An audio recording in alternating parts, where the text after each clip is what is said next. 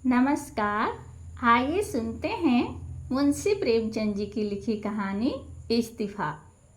दफ्तर का बाबू एक बेज़बान जीव है। मजदूरों को आंखें दिखाओ तो वह त्योरियां बदल कर खड़ा हो जाएगा। कुली को एक डांट बताओ तो सिर से बोझ फेंक कर अपनी राह लेगा। किसी भिखारी को दुत्कारो तो वह तुम्हारी ओर गुस्से की निगाह से देखकर चला जाएगा। यहाँ तक कि गधा भी कभी कभी तकलीफ पाकर दो लत्तियां झाड़ने लगता है। मगर बेचारे दफ्तर के बाबू को आप चाहे आंख दिखाएं, डांट बताएं, धुतकारें या ठोकरें मारो, इसके माथे पर बल न आएगा। उसे अपने विकारों पर जो आधिपत्य होता है वह शायद किसी संयमी साधु में भी न हो। संतोष का पुतला, सब्र की मूर्ति, सच्चा आज्ञाकारी, उसमें तमाम मानवीय अच्छाइयाँ मौजूद होती हैं। खंडहर के भी एक दिन भाग्य जागते हैं। दिवाली के दिन उस पर भी रोशनी होती है, बरसात में उस पर भी हरियाली छाती है। प्रकृति की दिलचस्पियों में उसका भी हिस्सा है। मगर इस गरीब बाबू के नसीब कभी नहीं जागते। इसके अंधेरी तकदीर में रोशनी का जलवा कभी नहीं दिखाई देता। इसके पीले चेहरे पर कभी मुस्कुराहट की रोशनी नजर नहीं आती। इसके लिए सूखा सावन है, कभी हरा भादो नहीं।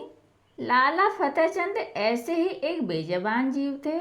कहते हैं मनुष्य पर उसके नाम का भी असर पड़ता है। फतेहचंद की दशा में यह बात सिद्ध न हो सकी। यदि उन्हें हारचंद कहा जाए तो कदाचित यह अत्युक्ति न होगी।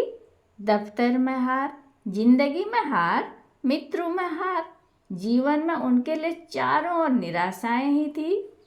लड़का एक भी नहीं, लड़कियां तीन, भाई एक भी नहीं, भौजाइयां दो। गांठ में कौड़ी नहीं, मगर दिल में दया और मुरव्वत। सच्चा मित्र एक भी नहीं, जिससे मित्रता हुई उसने धोखा दिया। इस पर तंदुरुस्ती भी अच्छी नहीं। 32 साल की अवस्था में बाल खिचड़ी हो गए थे, आंखों में ज्योति नहीं, हाजमा चौपट, चेहरा पीला, गाल चिपके, कमर झुकी हुई, न दिल में हिम्मत न कलेजे में ताकत। 9 बजे दफ्तर जाते और 6 बजे शाम को लौटकर घर आते। फिर घर के बाहर निकलने की हिम्मत न पड़ती। दुनिया में क्या होता है इसकी उन्हें बिल्कुल खबर न थी। उनकी दुनिया लोग परलोक, जो कुछ था दफ्तर था। नौकरी की खैर मनाते और जिंदगी के दिन पूरे करते थे। न धर्म सेवा से वास्ता था, न दीन से नाता, न कोई मनोरंजन था, न खेल। ताश खेले हुए भी शायद एक मुद्दत गुजर गई थी। जाड़ों के दिन थे, आकाश पर कुछ कुछ बादल थे। फतेहचंद 5:30 बजे दफ्तर से लौटे तो चिराग जल गए थे।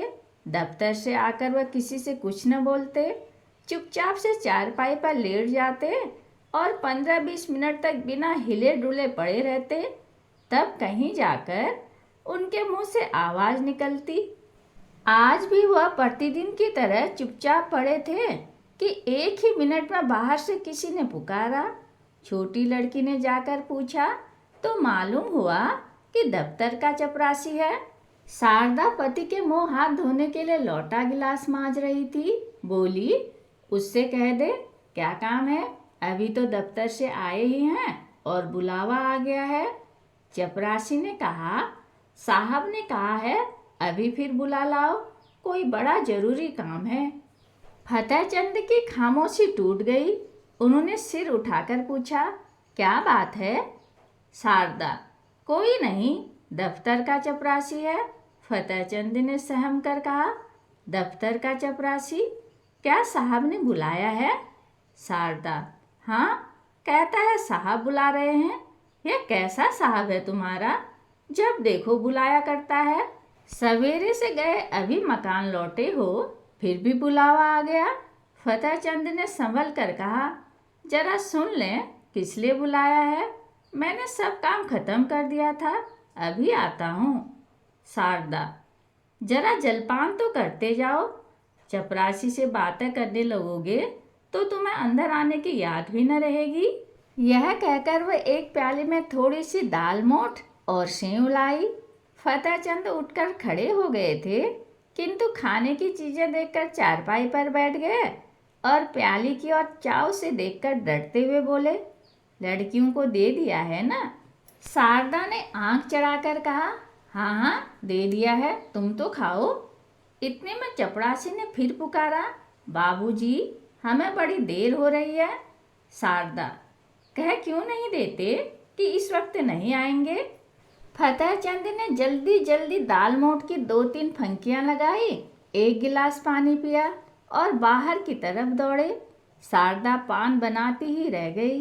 चपरासी ने कहा, बाबूजी आपने बड़ी देर कर दी, अब जरा लपक कर चलिए, नहीं तो जाते ही डांट बताएगा।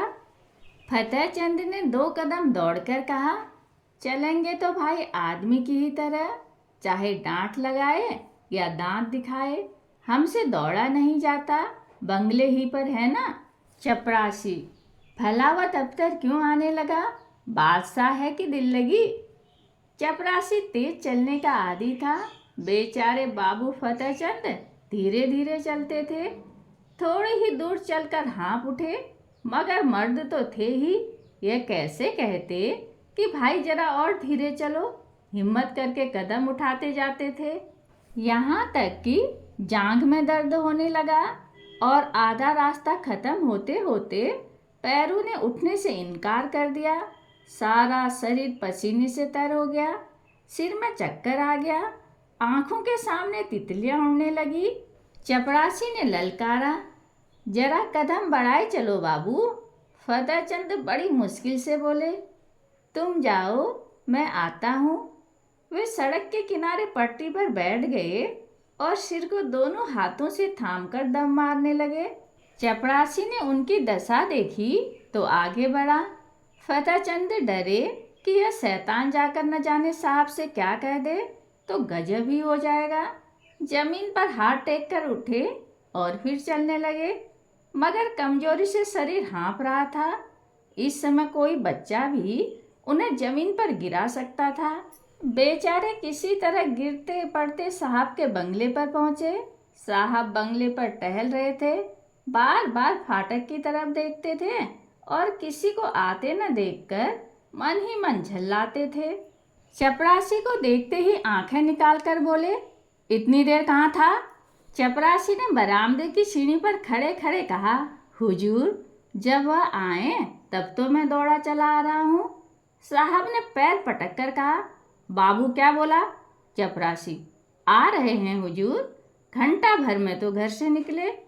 इतने में फतेहचंद अहाते के तार से अंदर से निकलकर वहां आ पहुंचे और साहब को सिर झुकाकर सलाम किया। साहब ने कड़क कर कहा, अब तक कहाँ था? फतेहचंद ने साहब का तमतमाया चेहरा देखा तो उसका खून सूख गया। बोले, हुजूर अभी अभी तो दफ्तर से गया हूँ। ज्यों ही चपरासी ने आवाज़ दी, हाजिर हुआ। साहब झूठ बोलता है, हम घंटे भर से खड़ा है। फतेहचंद, हुजूर मैं झूठ नहीं बोलता, आने में जितनी देर हो गई होगी, मगर घर से चलने में मुझे बिल्कुल देर नहीं हुई। साहब ने हाथ की छड़ी घुमा कर कहा, चुप रह सुअर, हम घंटा भर से खड़ा है, अपना कान पकड़ो। फतेहचंद ने खून का घूंट पीकर कहा, हुजूर मुझे 10 साल काम करते हो गए, कभी। साहब, चुप रह सुअर, हम कहता है कि अपना कान पकड़ो। फतेहचंद, जब मैंने कोई कसूर किया हो। साहब, चपरासी इस सुअर का कान पकड़ो। चपरासी ने दबी जबान से कहा, हुजूर यह भी मेरे अफसर है, मैं इनका कान कैसे पकड़ूं? साहब, हम कहता है इसका कान पकड़ो, नहीं तो हम तुम्हें हंटर से मारेगा। चपरासी, हुजूर मैं यहाँ नौकरी करने आया हूँ, मार खाने नहीं, मैं भी इज्जतदार आदमी हूँ। हुजूर अपनी नौकरी ले लें, आप जो हुक्म दें वह बजा लाने को हाजिर हूँ, लेकिन किसी की इज्जत नहीं बिगाड़ सकता। नौकरी तो 4 दिन की है, 4 दिन के लिए क्यों जमाने भर से बिगाड़ करें।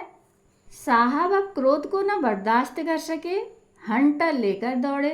चपरासी ने देखा यहाँ खड़े रहने में खैरियत नहीं है तो भाग खड़ा हुआ। फतेहचंद अब तक चुपचाप खड़े थे। चपरासी को न पाकर उसके पास आया और उनके दोनों कान पकड़कर हिला दिया। बोला, तुम सुअर गुस्ताखी करता है, जाकर ऑफिस से फाइल लाओ। फतेहचंद ने कान सहलाते हुए कहा, कौन सी फाइल? तुम बहरा है, सुनता नहीं? हम फाइल मांगता है। फतेहचंद ने किसी तरह दिलेर होकर कहा, आप कौन सी फाइल मांगते हैं? साहब, वही फाइल जो हम मांगता है, वही फाइल लाओ। बेचारे फतेहचंद को और कुछ पूछने की हिम्मत नहीं हुई।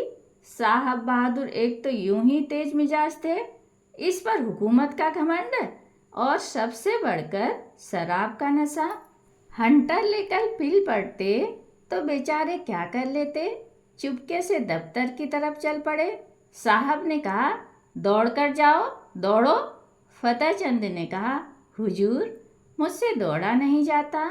साहब, ओह, तुम बहुत सुस्त हो गया है, हम तुमको दौड़ना सिखाएगा, दौड़ो। पीछे से धक्का देकर, तुम अब भी नहीं दौड़ेगा? यह कहकर साहब हंटर लेने चले। फतेहचंद दफ्तर के बाबू होने पर भी मनुष्य ही थे। यदि वह बलवान होते तो उस बदमाश का खून पी जाते। अगर उनके पास कोई हथियार होता तो उस पर जरूर चला देते, लेकिन इस हालत में तो मार खाना ही उनकी तकदीर में लिखा था। वे बेतहाशा भागे और फाटक के बाहर निकलकर सड़क पर आ गए। फतेहचंद दफ्तर न गए, जाकर करते ही क्या, साहब ने फाइल का नाम तक न बताया। शायद नशे में भूल गया। धीरे धीरे घर की ओर चले, मगर इस बेइज्जती ने पैरों में बेड़ियां सी डाल दी थी। माना कि वह शारीरिक बल में साहब से कम थे, उनके हाथ में कोई चीज भी न थी, लेकिन क्या वह उसकी बात का जवाब न दे सकते थे? उनके पैरों में जूते तो थे, क्या वह जूते से काम न ले सकते थे? फिर क्यों उन्होंने इतनी जिल्लत बर्दाश्त की? मगर इलाज ही क्या था? यदि वो क्रोध में उन्हें गोली मार देता तो उसका क्या बिगड़ता? शायद 1-2 महीने की शादी कैद हो जाती, संभव है 200-400 रुपये जुर्माना हो जाता, मगर इनका परिवार तो मिट्टी में मिल जाता। संसार में कौन था जो इनके स्त्री बच्चों की खबर लेता? वह किसके दरवाजे पर हाथ फैलाते? यदि उनके पास इतने रुपए होते जिनसे उनके कुटुंब का पालन हो जाता तो वह आज इतनी जिल्लत न सहते। या तो मर ही जाते या उस शैतान को कुछ सबक ही दे देते। अपनी जान का उन्हें डर न था। जिंदगी में ऐसा कौन सा सुख था जिसके लिए वह इस तरह डरते? ख्याल था सिर्फ परिवार के बर्बाद हो जाने का। आज फतेहचंद को अपनी शारीरिक कमजोरी पर जितना दुख हुआ उतना और कभी न हुआ था। अगर उन्होंने शुरू ही से तंदुरुस्ती का ख्याल रखा होता, कुछ कसरत करते रहते, लकड़ी चलाना जानते होते, तो क्या इस शैतान की इतनी हिम्मत होती कि वह उनका कान पकड़ता, उसकी आंखें निकाल लेते? कम से कम उन्हें घर से एक छुरी लेकर चलना था, और न होता तो 2-4 हाथ जमाते ही पीछे देखा जाता, जेल जाना ही तो होता या और कुछ। वे ज्यों ज्यों आगे बढ़ते थे त्यों त्यों उनकी तबीयत अपनी कायरता और बौंदेपन पर और भी झल्लाती थी। अगर वह उचक कर उसके 2-4 थप्पड़ लगा देते तो क्या होता? यही न कि साहब के खानसामे बैरे सब उन पर पिल पड़ते और मारते मारते बेदम कर देते। बाल बच्चों के सिर पर जो कुछ पड़ती, साहब को इतना तो मालूम हो जाता कि गरीब को बेगुनाह जलील करना आसान नहीं। आखिर आज मैं मर जाऊं तो क्या हो, तब कौन मेरे बच्चों का पालन करेगा? तब उनके सिर जो कुछ पड़ती वह आज ही पड़ जाती तो क्या हर्ज था? इस अंतिम विचार ने फतेहचंद के हृदय में इतना जोश भर दिया कि वह लौट पड़े और साहब से जिल्लत का बदला लेने के लिए 2-4 कदम चले। मगर फिर ख्याल आया, आखिर जो कुछ जिल्लत होनी थी वह तो हो ही ली। कौन जाने बंगले पर हो या क्लब चला गया हो। उसी समय उन्हें शारदा की बेकसी और बच्चों का बिना बाप के जीने का ख्याल भी आ गया। फिर लौटे और घर चले। घर में जाते ही शारदा ने पूछा, किस लिए बुलाया था? बड़ी देर हो गई। फतेहचंद ने चारपाई पर लेटते हुए कहा, नशे की सनक थी और क्या। शैतान ने मुझे गालियां दी, जलील किया, बस यही रट लगाए हुए था कि देर क्यों की। निर्दयी ने चपरासी से मेरा कान पकड़ने को कहा। शारदा ने गुस्से में आकर कहा, तुमने एक जूता उतार कर दिया नहीं सुअर को। फतेहचंद, चपरासी बहुत शरीफ है, उसने साफ कह दिया, हुजूर मुझसे यह काम न होगा। मैंने भले आदमियों की इज्जत उतारने के लिए नौकरी नहीं की थी। वह उसी वक्त सलाम करके चला गया। शारदा, यही बहादुरी है। तुमने उस साहब को क्यों नहीं फटकारा? फतेहचंद, फटकारा क्यों नहीं? मैंने भी खूब सुनाई। वह छड़ी लेकर दौड़ा, मैंने भी जूता संभाला। उसने मुझे छड़ियाँ जमाई, मैंने भी कई जूते लगाए। शारदा ने खुश होकर कहा, सच? इतना सा मोह हो गया होगा उसका। फतेहचंद, चेहरे पर झाड़ू सी फिरी हुई थी। शारदा, बड़ा अच्छा किया तुमने, और मारना चाहिए था। मैं होती तो बिना जान लिए न छोड़ती। फतेहचंद, मार तो आया हूँ, लेकिन अब खैरियत नहीं है। देखो क्या नतीजा होता है। नौकरी तो जाएगी ही, शायद सजा भी काटनी पड़े। शारदा, सजा क्यों काटनी पड़ेगी? क्या कोई इंसाफ करने वाला नहीं है? उसने क्यों गालियाँ दी, क्यों छड़ी जमाई? फतेहचंद, उसके सामने मेरी कौन सुनेगा? अदालत भी उसी की तरफ हो जाएगी। शारदा, हो जाएगी, हो जाए, मगर देख लेना अब किसी साहब की यह हिम्मत न होगी कि किसी बाबू को गालियाँ दे बैठे। तुम्हें चाहिए था कि ज्यों ही उसके मुंह से गालियाँ निकली, लपक कर एक जूता रसीद कर देते। फतेहचंद, तो फिर इस वक्त जिंदा लौट भी न सकता, जरूर मुझे गोली मार देता। शारदा, देखी जाती। फतेहचंद ने मुस्कुराकर कहा, फिर तुम कहाँ जाती? शारदा, जहाँ ईश्वर की मर्जी होती। आदमी के लिए सबसे बड़ी चीज इज्जत है। इज्जत गंवाकर बाल बच्चों की परवरिश नहीं की जाती। तुम उस शैतान को मार कर आए होते तो मैं गरूर से फूली न समाती। मार खाकर आते तो शायद मैं तुम्हारी सूरत से भी घृणा करती। यूं जवान से चाहे कुछ न कहती, मगर दिल से तुम्हारी इज्जत जाती रहती। अब जो कुछ सिर पर आएगी, खुशी से झेल लूंगी। कहाँ जाते हो? सुनो सुनो, कहाँ जाते हो? फतेहचंद दीवाने होकर जोश में घर से निकल पड़े। शारदा पुकारती रह गई। वह फिर साहब के बंगले की तरफ जा रहे थे, डर से सहमे हुए नहीं, बल्कि गुरूर से गर्दन उठाए हुए। पक्का इरादा उनके चेहरे से झलक रहा था। उनके पैरों में वह कमजोरी, आंखों में वह बेकसी न थी। उनकी काया पलट सी हो गई थी। वह कमजोर बदन, पीला मुखड़ा, दुर्बल बदन वाला दफ्तर के बाबू की जगह अब मर्दाना चेहरा, हिम्मत भरा हुआ, मजबूत, गठा और जवान था। उन्होंने पहले एक दोस्त के घर जाकर उसका डंडा लिया और अकड़ते हुए साहब के बंगले पर जा पहुंचे। इस वक्त 9 बजे थे। साहब खाने की मेज पर थे, मगर फतेहचंद ने आज उनके मेज पर से उठ जाने का इंतजार न किया। खानसामा कमरे से बाहर निकला और वह चिक उठाकर अंदर गए। कमरा प्रकाश से जगमगा रहा था। जमीन पर एक ऐसी कालीन बिछी हुई थी जैसी फतेहचंद की शादी में भी न बिछी होगी। साहब बहादुर ने उनकी तरफ क्रोधित दृष्टि से देखकर कहा, तुम क्यों आया? बाहर जाओ। क्यों अंदर चला आया? फतेहचंद ने खड़े खड़े डंडा संभाल कर कहा, तुमने मुझसे अभी फाइल मांगा था, वही फाइल लेकर आया हूँ। खाना खा लो तो दिखाऊं। तब तक मैं बैठा हूँ, इत्मीनान से खाओ। शायद वह तुम्हारा आखिरी खाना होगा, इसी कारण खूब पेट भर कर खा लो। साहब सन्नाटे में आ गए। फतेहचंद की तरफ डर और क्रोध की दृष्टि से देखकर कांप उठे। फतेहचंद के चेहरे पर पक्का इरादा झलक रहा था। साहब समझ गए, यह मनुष्य इस समय मरने मारने के लिए तैयार होकर आया है। ताकत में फतेहचंद उसके आसपास भी न था। लेकिन यह निश्चय था कि वह ईंट का जवाब पत्थर से नहीं बल्कि लोहे से देने के लिए तैयार है। यदि वह फतेहचंद को बुरा भला कहता है तो क्या आश्चर्य है कि वह डंडा लेकर पिल पड़े। हाथापाई करने में यद्यपि उन्हें जीतने में कोई संदेह नहीं था, लेकिन बैठे बिठाए डंडा खाना भी तो कोई बुद्धिमानी नहीं है। कुत्ते को आप डंडे से मारिए, ठुकराइए, जो चाहे कीजिए, मगर उसी वक्त तक जब तक वह गुर्राता नहीं। एक बार गुर्रा कर दौड़ पड़े तो फिर देखें आपकी हिम्मत कहाँ जाती है। यही हाल उस वक्त साहब बहादुर का था।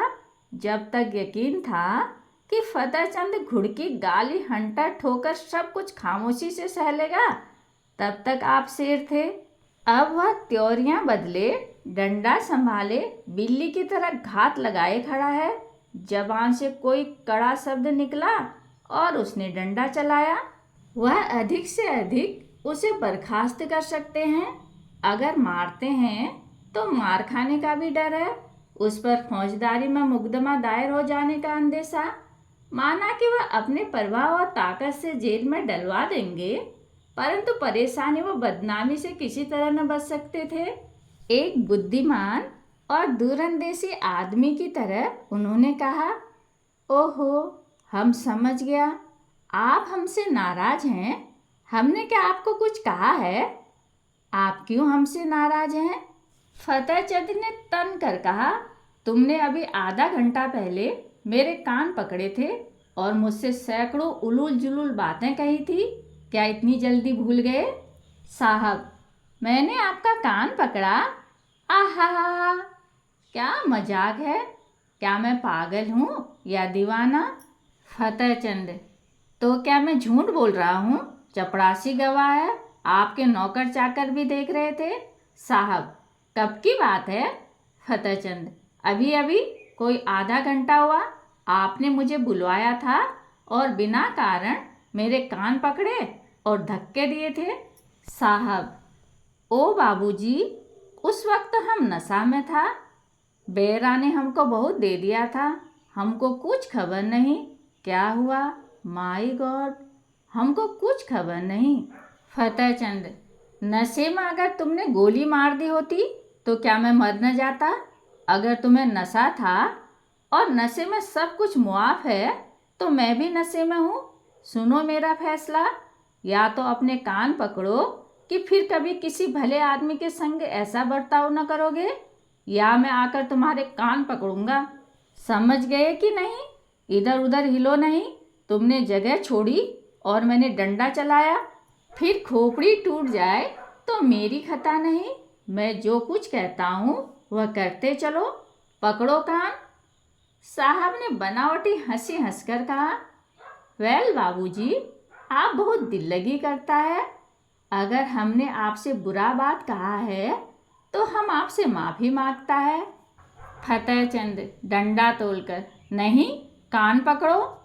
साहब आसानी से इतनी जिल्लत न सह सके, लपक कर उठे और चाहा कि फतेहचंद के हाथ से लकड़ी छीन ले, लेकिन फतेहचंद गाफिल न थे। साहब मेज पर से उठ न पाए थे कि उन्होंने डंडे का भरपूर और तुला हुआ हाथ चलाया। साहब तो नंगे सिर थे ही। चोट सिर पर पड़ गई, खोपड़ी भन्ना गई। 1 मिनट तक सिर को पकड़े रहने के बाद बोले, हम तुमको बर्खास्त कर देगा। फतेहचंद, इसकी मुझे परवाह नहीं, मगर आज मैं तुमसे बिना कान पकड़ाए नहीं जाऊंगा। कान पकड़कर वादा करो कि फिर किसी भले आदमी के साथ ऐसी बेअदबी नहीं करोगे, नहीं तो मेरा दूसरा हाथ पड़ना ही चाहता है। यह कहकर फतेहचंद ने फिर डंडा उठाया। साहब को अभी तक पहली चोट न भूली थी। अगर कहीं यह दूसरा हाथ पड़ गया तो शायद खोपड़ी खुल जाए।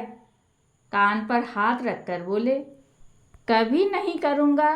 अब आप खुश हुआ? फिर तो कभी किसी को गाली न दोगे? कभी नहीं।